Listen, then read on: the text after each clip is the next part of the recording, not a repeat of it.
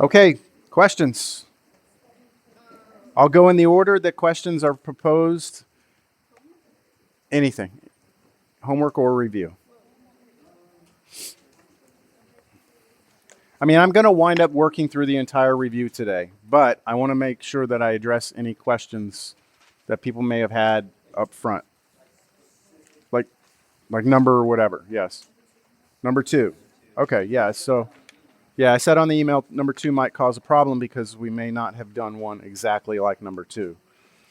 So number 2, this is on the exam review.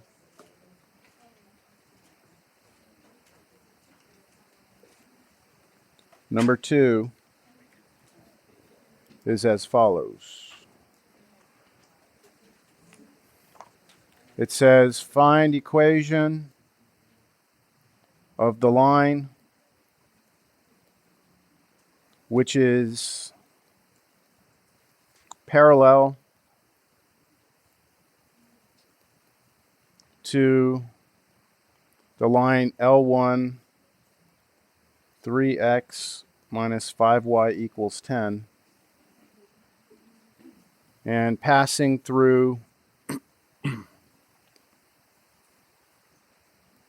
the point 10 negative 4.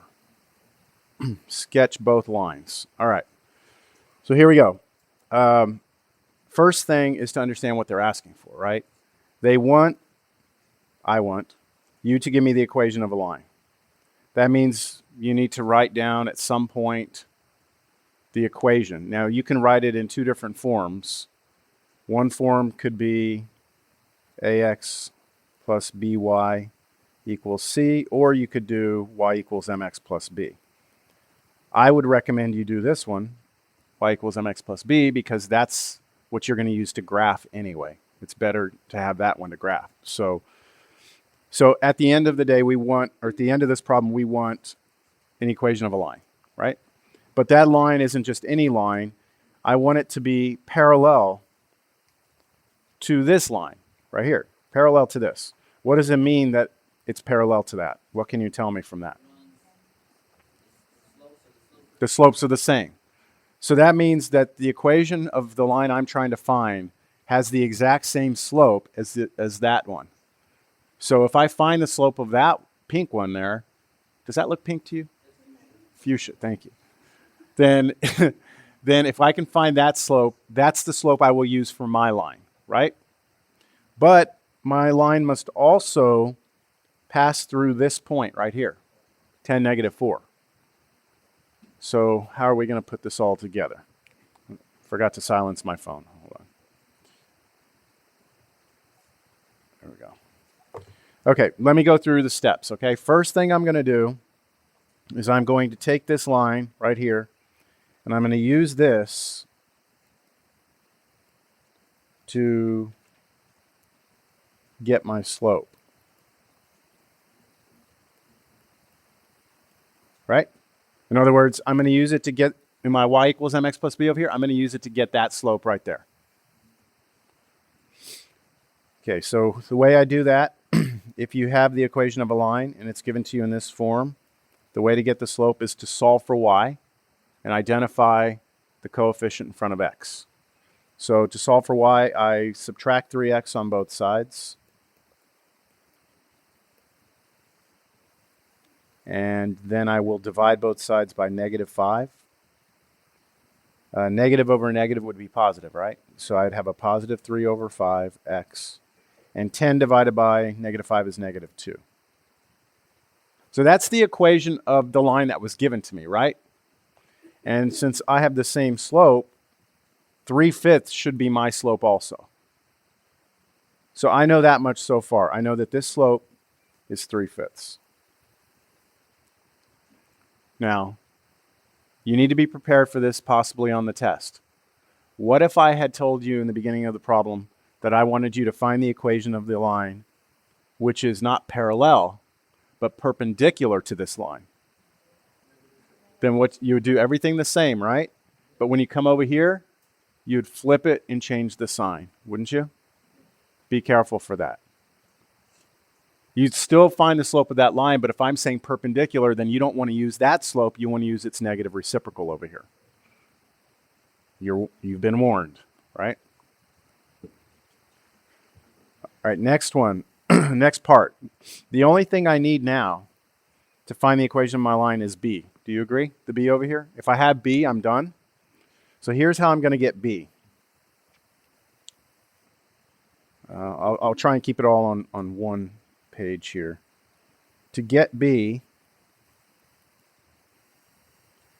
I will use, or we will use, the one piece of information I haven't used up to this point.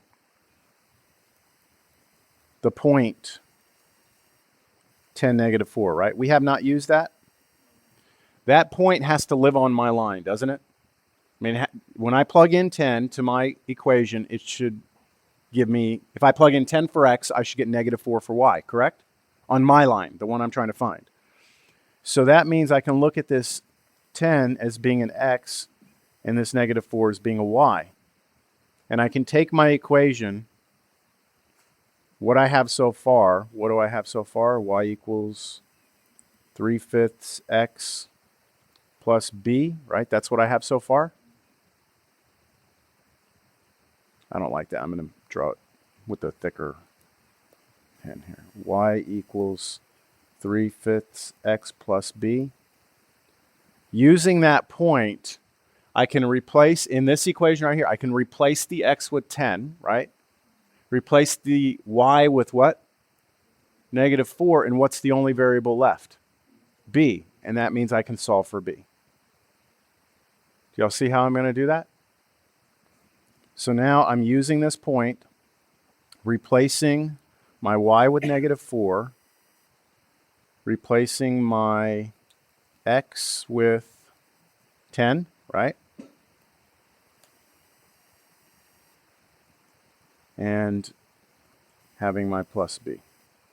So I hope that you see that the 10 is here and the negative 4 was here, right? The negative 4 was my y, the 10 was my x. This will allow me to solve for b. So let's go ahead and multiply this out. Let's do this. What is 3/5 times 10? 6, right? That's the same as 30 over 5. Or you could say that the 10 and the 5 cancel out. This 10 is really like a fraction, 10 over 1. So you're multiplying across. So 6. So negative 4 equals 6 plus b, which means b is what? Negative 10 by subtracting 6 on both sides. Is that okay? Now we should have the equation of our line, right? We have the two things that we were trying to find, right? We wanted to find what m was. Did we get what our slope was? 3/5. So we got that. And we also needed to know our y-intercept, our b, which we found to be negative 10, right? So we've got the two pieces of what we need for any line. So here's my equation of my line. Y equals 3/5 x minus 10.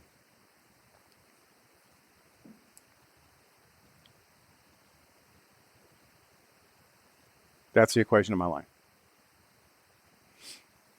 You got to go back up. Remember what we were trying to find. I'll connect it here with this highlight, right? That's what we were trying to find, a y equals mx plus b. We found it. Any questions? Sure? All right. Are we done? No, we're supposed to graph these two lines.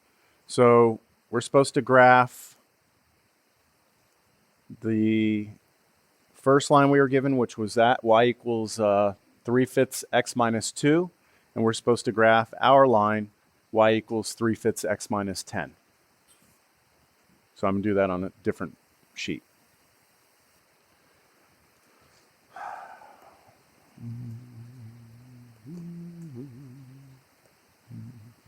That's probability 2. Do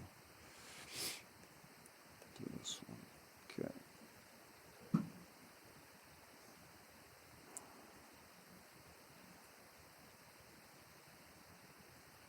All right, so let's do the first line that we were given. That was the y equals 3/5 x minus 2, right? That's the one we were given.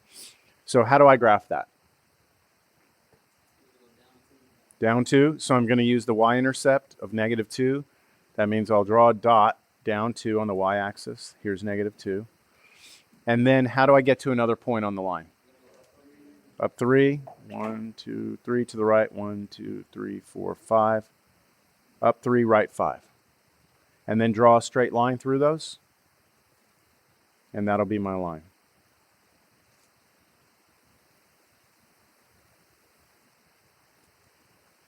Close enough.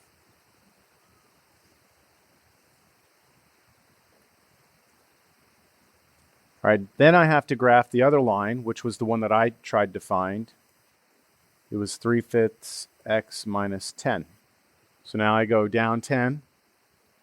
So there was 2, 3, 4, 5, 6, 9, 10. I draw a dot, and then up 3 to the right 5. And then I draw a line through those.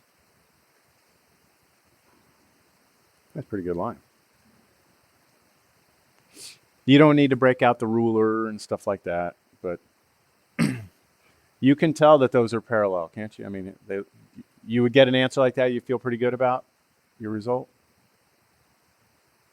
I mean, obviously, if you get something like this, you probably wouldn't feel too good about it, hopefully. Okay. That's number 2. Any questions? I mean, I'm almost well, I am guaranteeing you a problem like that. The only thing I'm not going to tell you is whether or not I'm going to want it to be parallel or perpendicular. So, everyone feel like you can handle that? Okay, what else?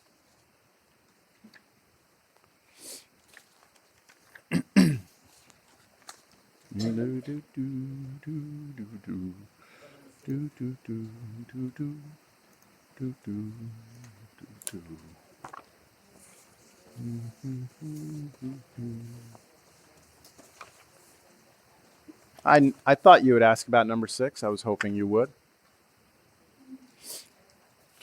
And the reason why I felt like you might ask about number 6 is because of the 3 in front. So let me start a new page here. Oop.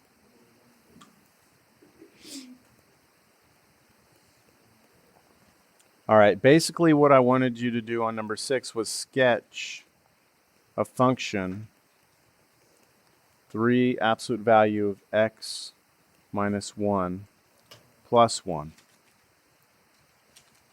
Right?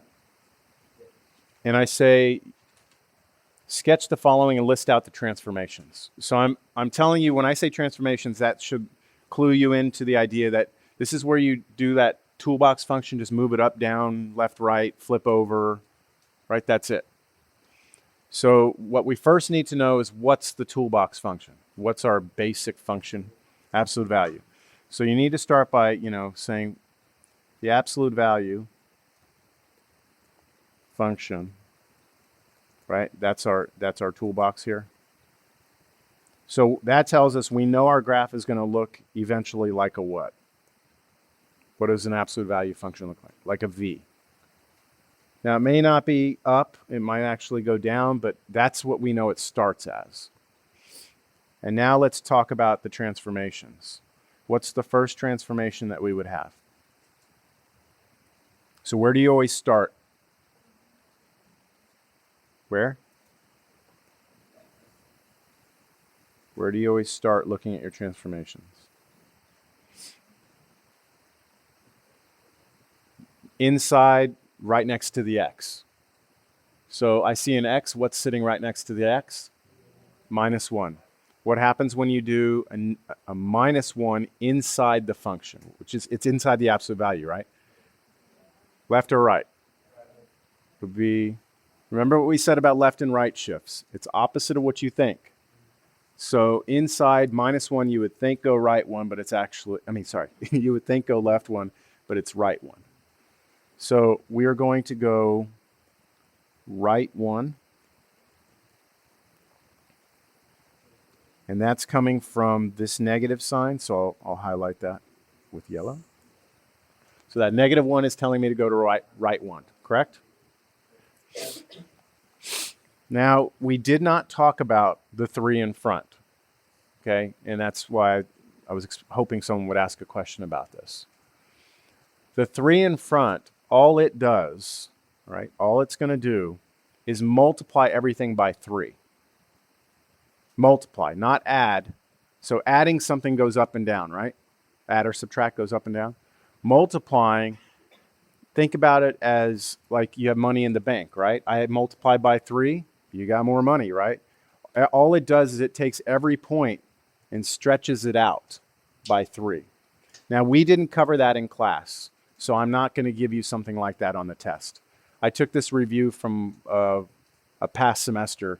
I didn't catch that 3 when I was looking through it. So what I'll say is this. For this, just so we can be fair, just scratch out the 3, okay? Because you're not going to see that on the test. But I want you to at least know that's what it would do. It would take your V, and instead of your V looking like this, it would stretch it, and it would make it like this.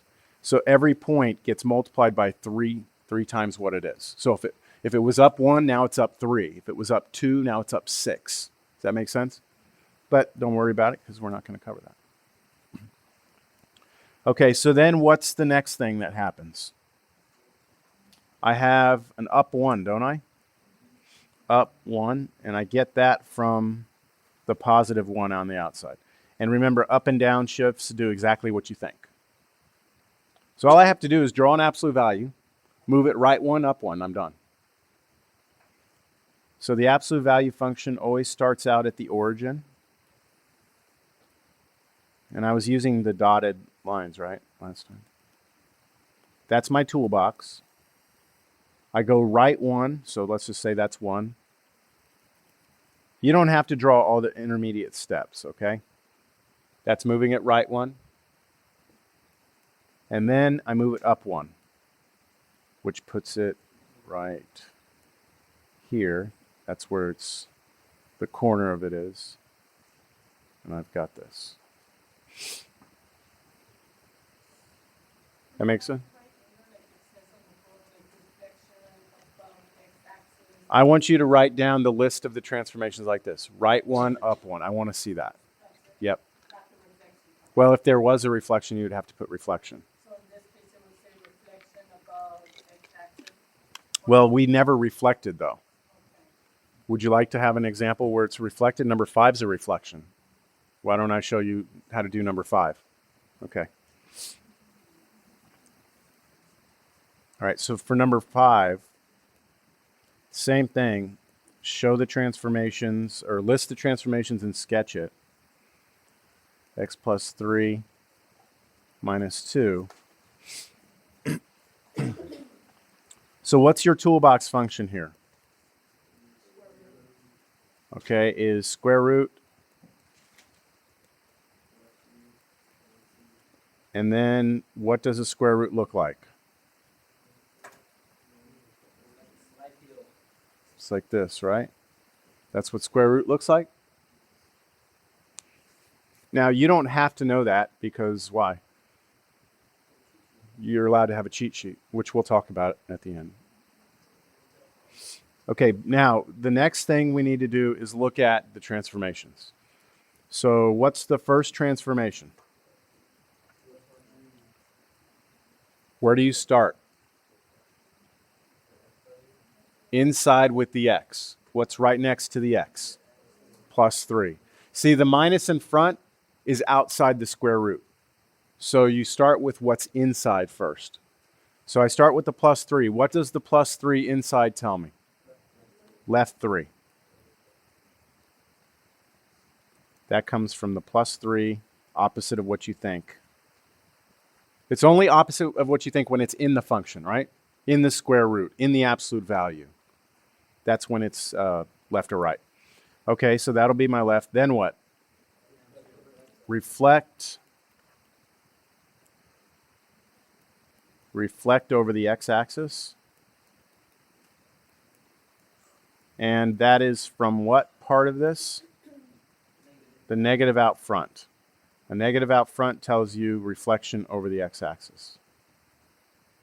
And so I'm working my way out, right? The plus 3, then the minus, and then finally the minus 2.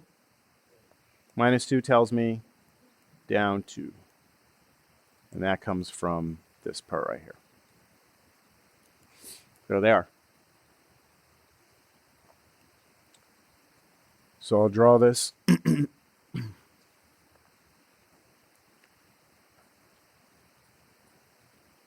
All right, let me start this off. I know my toolbox function starts like this, right? Now I move it where? Left 3. Can I do these in any order I want? No, you have to do them in the order that you listed them. Left 3, then reflect, then down 2. You can't say, oh, I'll go down 2 and then I'll reflect and then has to be that order. So left 3. So now I'm here. That's my left 3. Now, reflection over the x-axis. That looks like this. Do y'all see that? It's this reflected over. Reflect over x axis. And then what? Down 2. So take that picture. Remember that point comes down to 1, 1, 2. Here's my new point. And it still looks exactly the way the red one did. It's just come down to. So that's what I'm looking for. So on the question, I'll be looking for you to list out the transformations in the correct order without missing any of them, and then to draw the picture.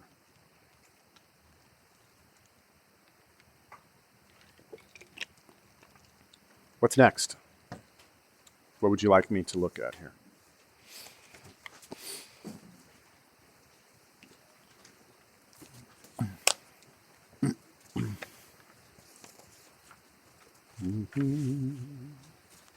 We just going to call it a day or what?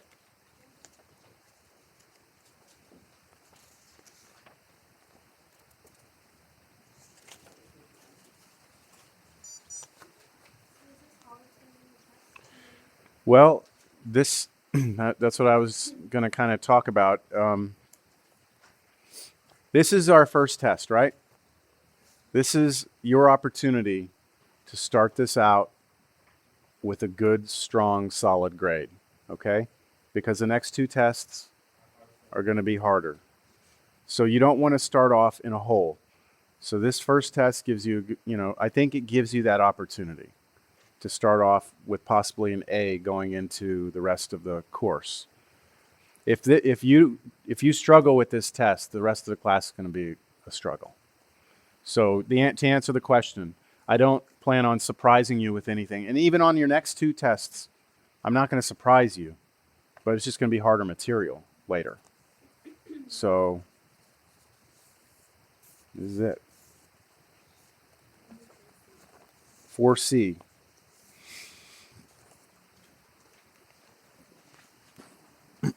Yeah, it's a good one.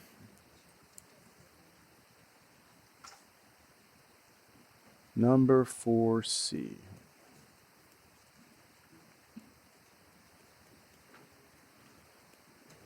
So for 4C, I ask you to find f of 2v minus 3. And at the very beginning of the problem, I define our function f of x explicitly to be negative x squared minus 3x minus 8. What I'm trying to get, I guess, what I'm trying to test you on is your ability to manipulate these things and be careful with your signs and expand things properly and not get tripped up on things. I want to see how good your algebra is. So, well, this one, well, factoring is plugging in and expanding out. Yeah. So let's just plug in. All we're going to do here is we're going to take the 2v minus 3 and we're going to replace all our x's with it, right? That's it. So f of 2v minus 3 should be negative 2v minus 3 squared minus 3 times 2v minus 3 minus 8. Yeah, so if you do that way, it's pretty much over already, right? You must put that 2v minus 3 in parentheses and this 2v minus 3 in parentheses, or else you might mess up your distribution and all that. So what you need to do first is take this 2v minus 3. I'm going to highlight them. Those are our x's, right? I need to go ahead and do the squaring first. Yeah, and that doesn't mean square each piece. That means it times itself.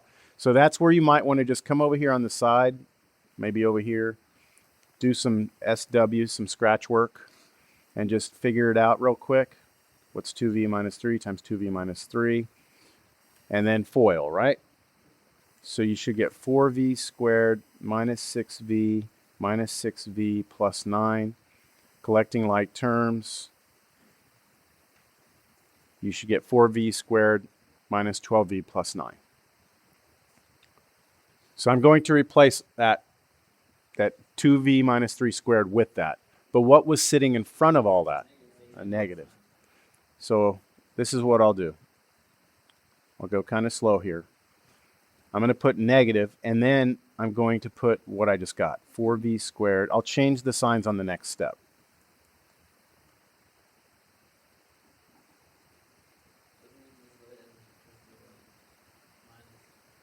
Yeah, on the next one, I'm going to actually distribute right there. Minus 6v plus 9. And I still have sitting out here what? Minus 8. Is that okay? We have negative 4v squared plus 12v minus 9 minus 6v plus 9 minus 8. And now just collect all your like terms together. What is it, 8v? 6v. Minus 8.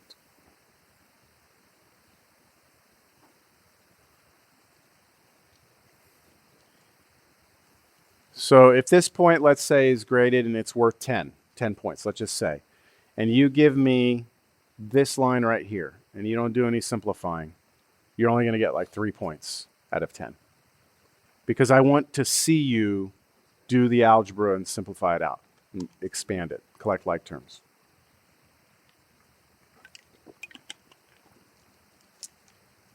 All right, good question. What else? Now, I think if you can do 4C, then 4A and 4B are somewhat trivial, right? Part A and B. Are there requests here? No fog and Goff? Is there going to be another bonus question like this? I do plan on having a bonus question, but only if we get to, if I have time to show you it at the end here. Maybe for 3 days. 3A. Okay, domain.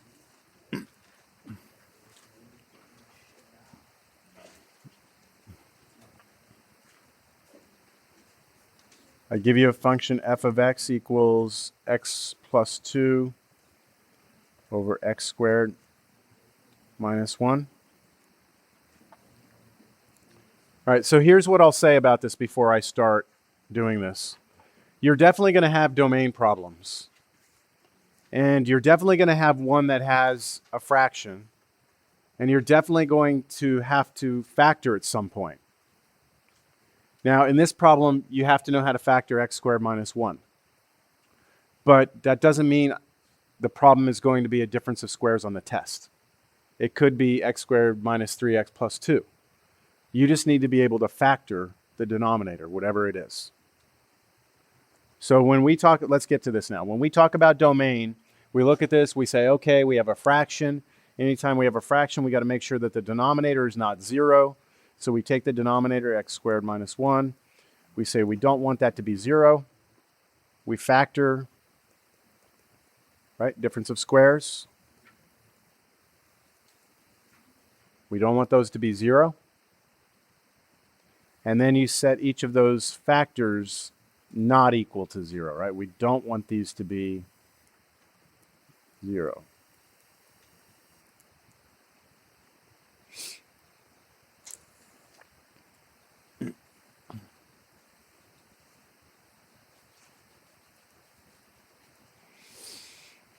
So I know then that x can't be what?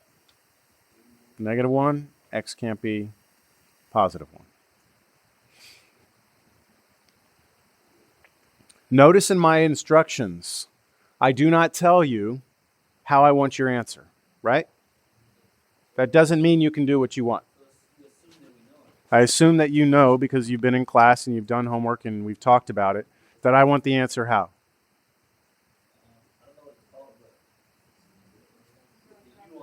The U's and the interval notation, right?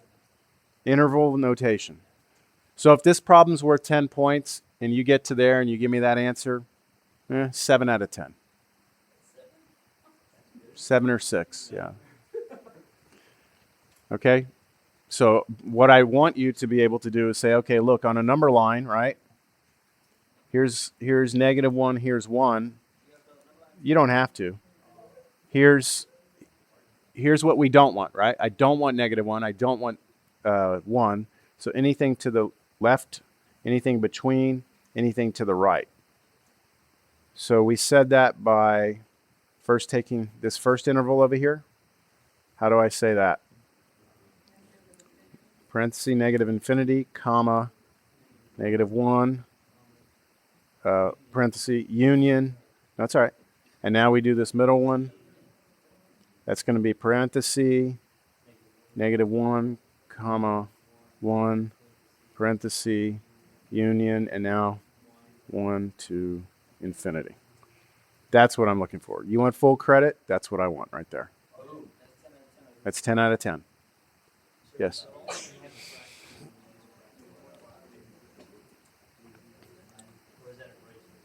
The parenthesis? If you don't include the point, like we don't include -1, then we want parenthesis. If you could include -1 or 1, you would put a bracket. I think part B is an example of that. Yeah, I'll do it. It won't take long. 3B. We have function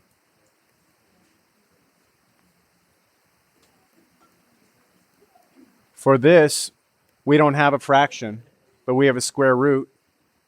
Anytime we have a square root, we have to make sure that this in here is not negative. And another way of saying that is that it is greater than or equal to 0.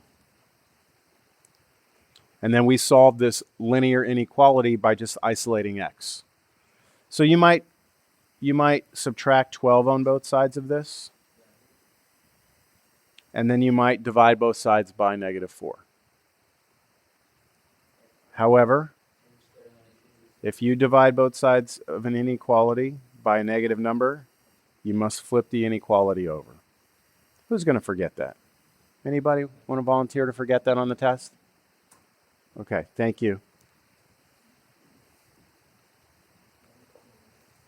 Okay, so anything, that means our answers have to be less than or equal to 3.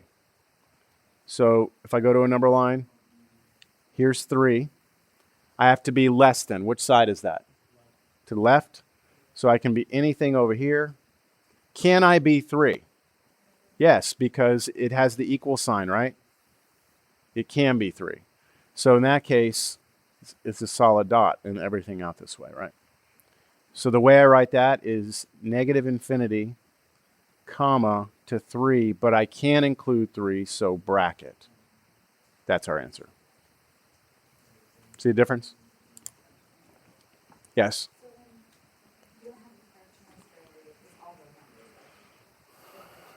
Yes, for this class, if you don't have fraction or square root, it's pretty much C is all real numbers. Yep. So yeah, on part C, it's so simple. I'll just do it real quick. This function, there's nothing you can do to it that's going to mess it up. There's no fraction, no square roots. don't have to worry about anything. So how do we say all real numbers? I'll take two. There's two answers I'll accept for full credit. Well, three answers I'll accept for full credit. 10 out of 10. All real numbers, you can write it out. Numbers, ooh. Okay, or you can write negative infinity to infinity. That's interval notation. Or you can write a double struck capital R. Those all mean the same thing.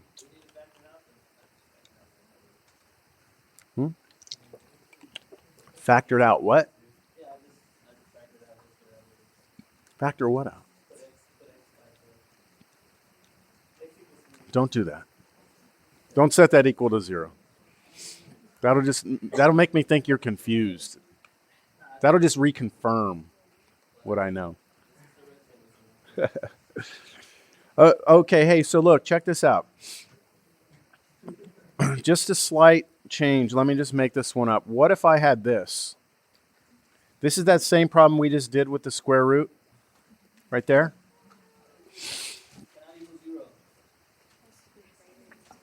Yeah, when we look at this one, that's just like the one we did earlier, but now I've put that square root on the bottom. So when you look at this here, earlier we said that 12 minus 4x just had to be greater than or equal to 0, right? That's what we said before. But here we can't have it be 0. Why? Because if that whole thing is 0, then we get square root of 0, which is 0, and then we have division by 0. And we can't have that. So this inequality would be strictly greater than 0. And then when you go through the solving again, you would have to divide by negative 4 and flip. And so it'd be x less than 3 instead of less than or equal to 3. And so the difference in the problem would be here's 3, everything to the left. Don't include it. And so you'd have negative infinity to 3 parenthesis instead of bracket. Y'all see the difference in that problem?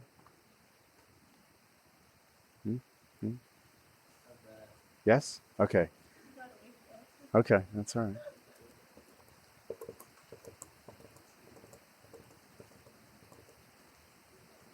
All right. What else? I think y'all are ready. I'm feeling good.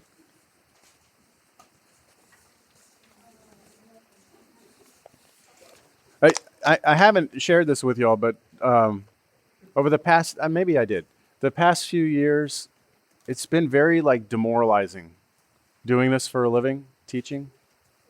I've always enjoyed teaching. But the last few years, it's just been really frustrating because I feel like my students don't know how to try, don't know how to put effort into anything. That's what I've felt.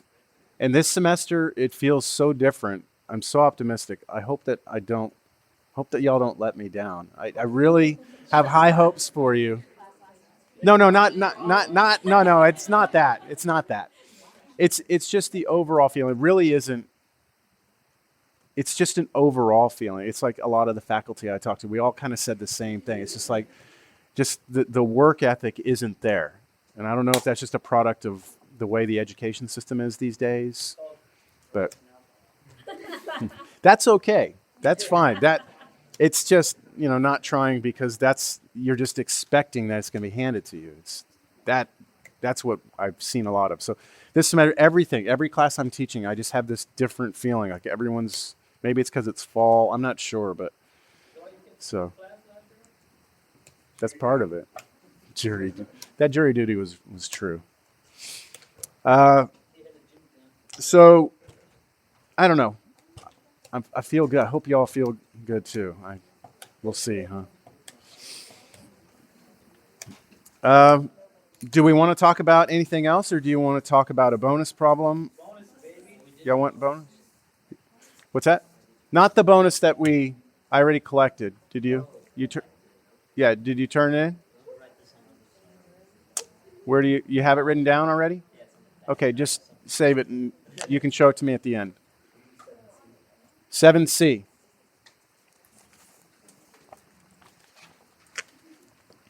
I hope I didn't add any additional pressure to you there. I didn't mean to.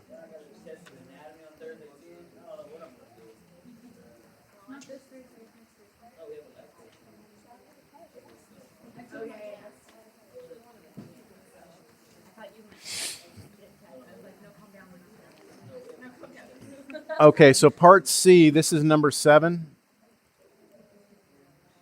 C.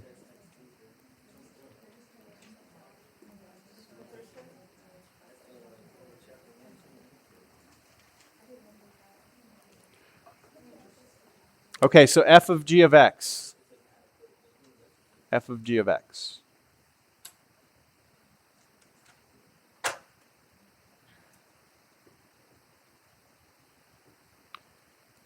So on your cheat sheet, you should probably have written down f of g of x, and then right next to it, you should probably have written down f with g inside, because that's what it means.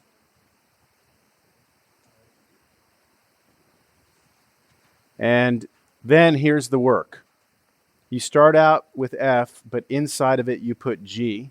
What's g? 2x minus 3. Well, that'll come next. Everyone agree? Now, look, if you squint your eyes just right, then go back to the question that Sarah asked me at the very beginning. Which one was it? Where's the one, Sarah? What was the one you asked me? Right here. Remember this problem that we did earlier? Remember that one? Where we were trying to find f of 2v minus 3, and all we did was plug 2v minus 3 into the function? That's exactly what we're doing right now. It's just, all we did was use this g to get this inside here. Now we're going to take that and replace our x's in the f with it. All right, so let's do it. This will equal 2 times that 2x minus 3 squared plus 5 times 2x minus 3. And then I do expect you to multiply that out. I'll do it a little faster than we did the last one. This will be 4x squared minus 12x plus 9. That's what I would get if I squared this. It would turn out to be that. And then plus 10x minus 15. So I distributed the 5 through. I still need to distribute the 2. So here we go. This will be close to the end here. 8x squared minus 24x plus 18 plus 10x minus 15.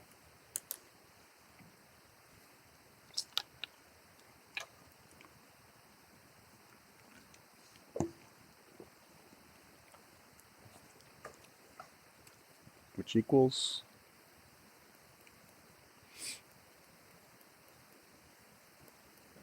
that look right?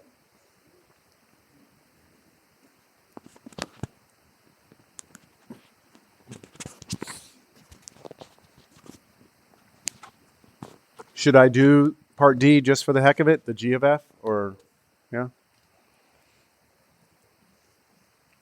I'll just wait a second. Well, I can do it right underneath here. Okay, part D for finding G of F of X. The difference is the G gets the F, right? The F goes into the G. So I'm going to go write G, and inside G I put F. F was 2x squared. What was it? Minus 5x. Plus 5x. Thank you. And now what's happening is that this f function is being plugged into G. So I go back up to my G function, way up here, and I'm replacing the x's with G. I mean, with that expression, but the only x I have is right there. So it'll be 2 times that minus 3. So I'm going to have this equals 2 times that whole thing. There's my f. Take away 3. G of f of x is easier than f of g of x in this problem because you don't have to expand. All you have to do is just multiply that 2 through, and you're pretty much there. 4x squared plus 10x minus 3.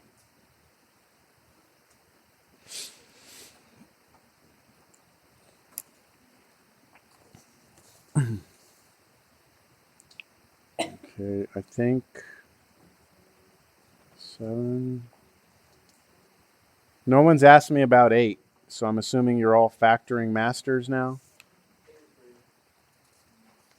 Number 1, we did one like that for a quiz. Do you think time's going to be an issue? Hour, 15 minutes?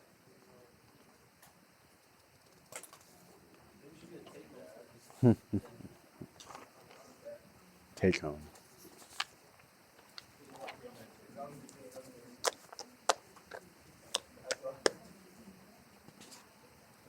Trust me, you don't want a take-home test. It wouldn't look like this. All right, anything else? We have about 20 minutes left. I can talk about a bonus problem, or we can keep doing more stuff here.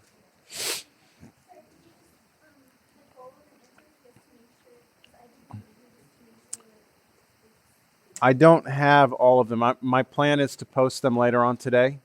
Like I'll put them out there on the web. What I'll do is I'll come through here on this thing and I'll just add them to the end of this, and I'll put this out there as the review solutions. Like I'll save it as a copy, like a file you can open. You all interested in the bonus? Okay.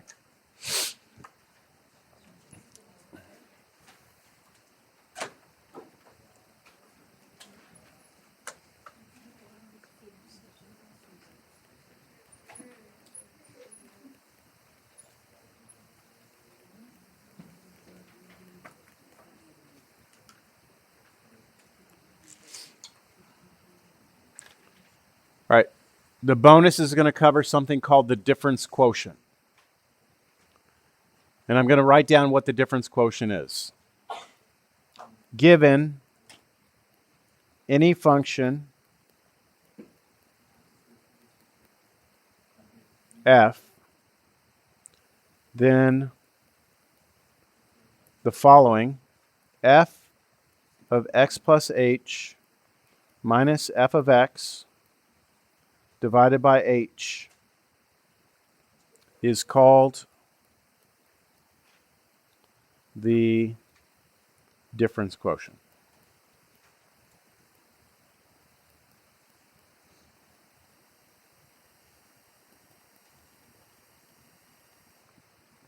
Now, the reason we don't have to study this in this class is because this is a terminal math class, meaning no one is potentially going on and doing pre-cal from here, right? But if you were, you would be beaten to death with this because you need this for calculus. So let me just briefly explain what it is. We're not going to get into the detail of it. I'm just going to show you kind of what it is. And then I'll show you how to compute it. But that's the difference quotient. That's what you would probably want to have written down right here. If you want to get this bonus right, you'll need that formula. So the idea is this. Let's say you have, I'll give you a specific example so that maybe it'll make a little more sense. Let's say this is time in hours, and this is distance in miles. And let's say, someone's, driving a car or something, and they, moving along, and they start out here at 0, and maybe 2 hours later, they are up there at 40. Y'all kind of see that picture? Yep.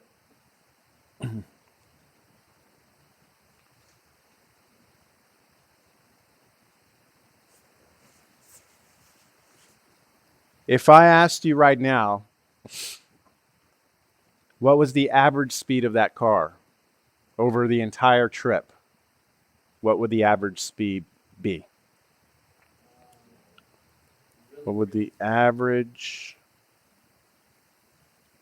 speed be? Well, speed is defined to be the distance you travel over the time it takes you to travel that distance. So what distance did this car travel? 40 miles. In how many hours? 2 hours. So what's 40 divided by 2? 20. And you have miles on top and hours on the bottom. Isn't that miles per hour? Make sense? Okay. That's not that big of a deal. That's not what this is about. Another way we could have gotten that 20 is to do this. Watch. If I connect a line, straight line, from the first dot to the second dot, right? Connecting those two together, it's a straight line. Doesn't that line have a slope? Isn't the slope the rise over run? What's rise over run here? What would the slope M be for this line? How much do you go up?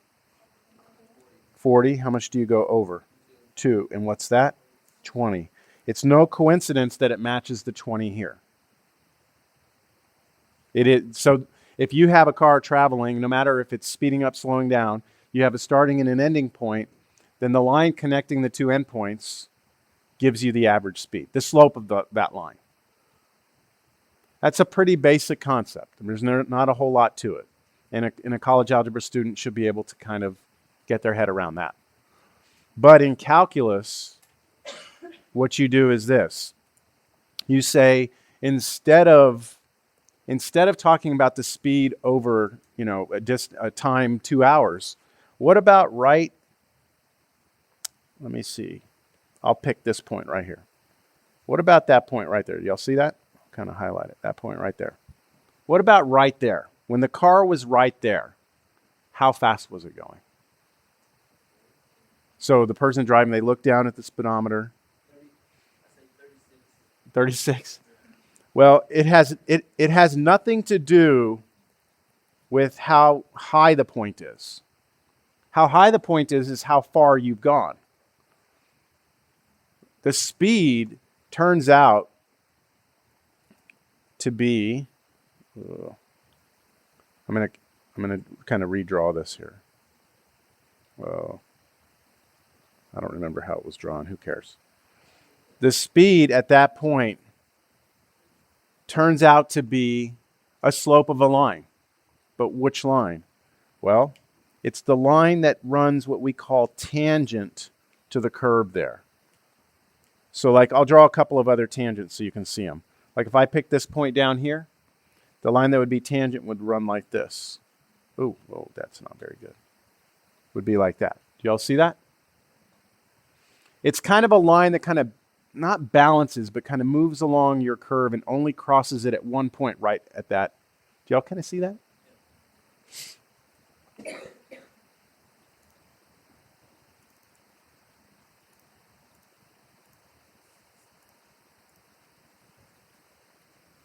I know I'm putting some of y'all to sleep. I apologize.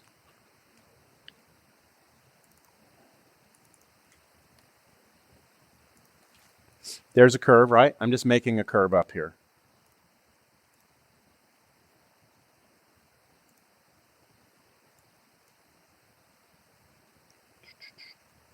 Where is it?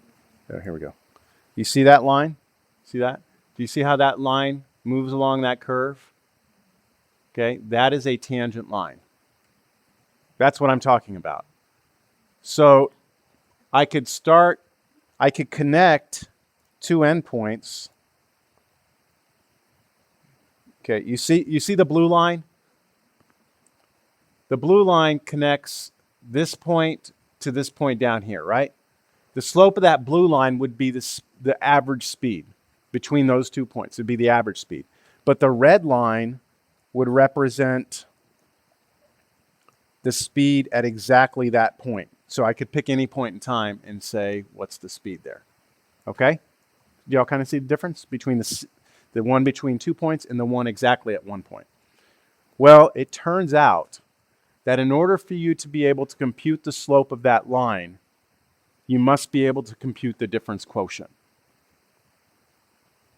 And it's because you run into a major problem. If I ask you the speed of something, at an instant in time, what's the problem with that? If I say, what's the speed of something at an instant in time, what would be your problem? Well, if I throw this eraser, watch out everyone. If I throw this eraser across the room, right, and I'm going to start the clock as soon as it leaves my hand. So I start the clock, whoosh, throw it, hits the ground, stop. We know it went a distance, right? And we know a time. So I could get the average speed, couldn't I? The distance divided by time. But what if I take that eraser and I go and I throw it and I say, right there, when I clapped, how fast was it going? At that instant. What's wrong? What would we run into in this formula if I tried to speed it at an instant? You don't know the exact distance, you don't know the exact time. At an instant, how far is something gone? Right? It hasn't gone a distance, so it's gone nowhere. And how much time elapses at an instant? None. So you have not only do you have division by zero, you have 0 over 0, which is even more complicated. Well, calculus is the way we get around that. Okay, I'm sorry, I've gone beyond. I just can't hand you difference quotient without you knowing anything about it. Okay? Well, I'm sorry. I apologize. Okay, so here we go. There's our difference quotient. Now let's take an example and let's compute a difference quotient. All right? This is what the test question, the bonus question would look like. Find difference quotient. Wake everyone up now. Difference quotient for f of x equals x squared plus x, and that's it.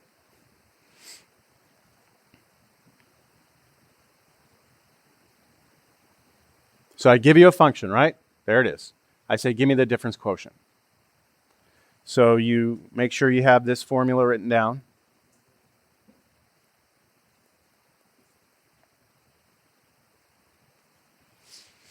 And there are 3 parts to this difference quotient, if you want to look at it this way. There's the top left part, which is f of x plus h. There's the top right part, which is f of x. And then there's the bottom, that's h. 2 of those you already know. You already know what f of x is, don't you? What is it? X squared plus x, right? You already know what h is because h is h. There's nothing you have to do. Just h is h. The only thing you have to compute in this difference quotient is this one right here. You have to find this. And that's very similar to the problem that Sarah asked earlier in the one of the last problems we did with composition. All we're doing is taking what and plugging it into what? We're taking, if I'm trying to find just this one piece right here, that means I'm plugging what into what? I'm taking x plus h and I'm plugging it into, for x, into my function, right? That's all I'm going to do. Take that x plus h and plug it in right there. What would you get? X plus h plus x plus h, right? That's me taking my x plus h and replacing my x's in my f function with x plus h. Do y'all see that? Now I will expand out that first one where it's x plus h squared. I will expand it. That means x plus h times x plus h. The other one is just x plus h. At the end, I had parentheses around it. We don't need them. Then you distribute, FOIL out, right? X squared plus xh plus xh plus h squared plus x plus h. X squared plus 2xh plus h squared plus x plus h. Any questions? Nope, they're never going to have numbers.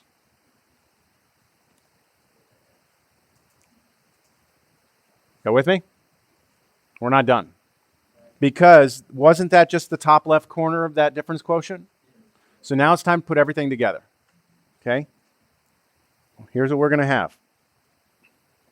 Remember, we need to now write f of x plus h, then subtract from it f of x, and then divide that whole thing by h. Right? That's the difference quotient. So here we go. Top left corner. F of x plus h is all of this, right? So write it down. X squared plus 2xh plus h squared plus x plus h. That's the top left, right? Then what am I supposed to do? Subtract from it what? F of x. But f of x was x squared plus x, wasn't it? So I need to subtract in parentheses x squared plus x. Then take the whole thing and divide it by what? H. Yep, because you're still not done. So now let's go ahead and distribute through x squared plus 2xh plus h squared plus x plus h. Now distribute minus x squared minus x all over h. Are you still there? Oh, that didn't work.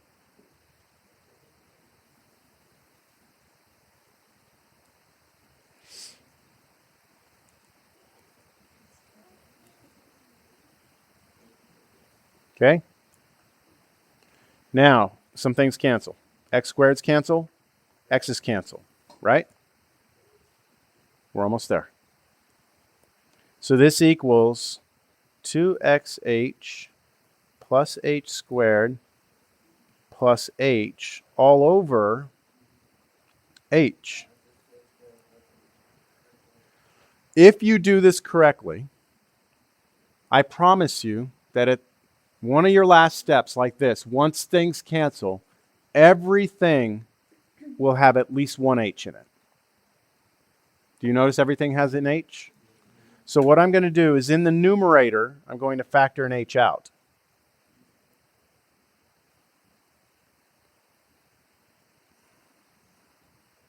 And then what happens? I took one h out from each of these, right? That h went away. There was an h squared here, so I took one h out, so there was an h left. This h got taken away, so there's a 1 there, right? So if you distribute that h back through, you get back that. Everyone agree? Cancel the h's. You're done. The final answer is 2x plus h plus 1. Oh no, we'll see how many people get it. Now, again, the big picture of this is that in more advanced math classes, if you have to be able to do that in order to do the good stuff in calculus. You got to be able to do difference quotient.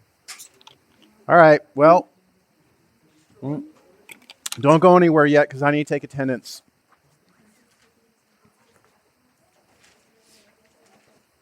Is that enough? Scroll up. Whoever said scroll up. You're okay?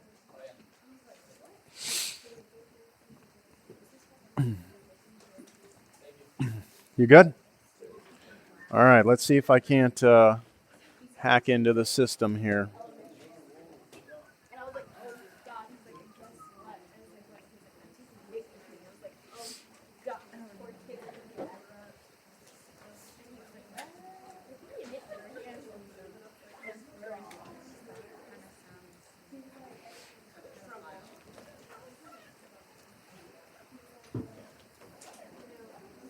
Come on.